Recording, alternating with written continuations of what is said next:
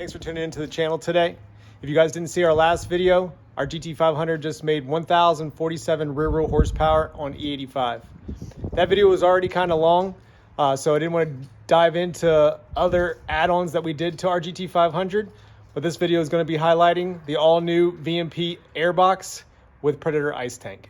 Let's take a look. So as you can see, we have paired the all-new VMP Apex Predator Airbox with the Apex ice tank.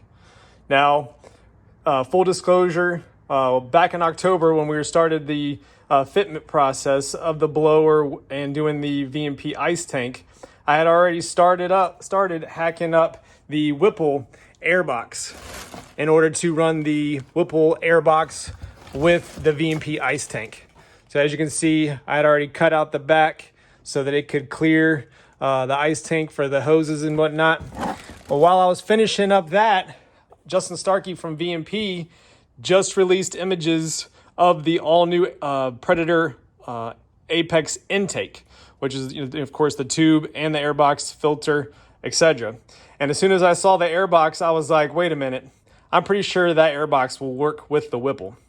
So right after SEMA was over with, Justin sent us the floor display model from SEMA for us to test fit. And sure enough, aside from pushing the air filter further to the right inside the airbox, everything fit just like it was meant to be and came this way. So this is the Whipple supplied air tube, which we have hydro dipped. That's one of our services that we provide here at Bowenzmotorsports is hydro dipping. So that's why you see the VMP ice tank is hydro dipped. But I didn't get time to do the airbox while we were completing the supercharger install.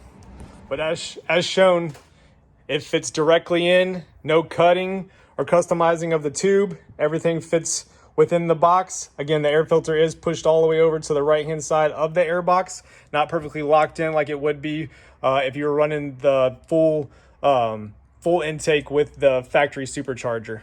So this is a great add-on for anyone who's looking to do the VMP ice tank and not have to cut up your airbox.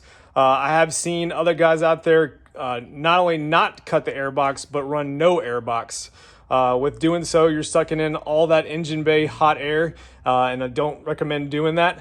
So this gives you the best of both worlds. Gives you that super clean look and allows you to continue to run your VMP ice tank to get that added volume. Everyone's like, well, why do you want to do a engine bay ice tank? Doesn't that defeat the purpose? Well, the factory overflow tank, which is what you would technically run with your Whipple supercharger because it doesn't get replaced when doing the blower, is a very small, dinky fill cap. And as you can see, there is a large difference in size comparing the factory fill canister versus the VMP ice tank. The VMP ice tank holds 1.25 gallons of coolant or water, whichever you're doing, whether it be drag racing or for the street. But it is a large increase in volume to the system, which is in turn just going to help make things run cooler, stay cooler with back-to-back pulls. Now the Whipple supercharger with its patented badass intercooler, it definitely doesn't need it, so to speak, but being a parts supplier for both companies, I thought this was an awesome package and awesome test to do for my customers.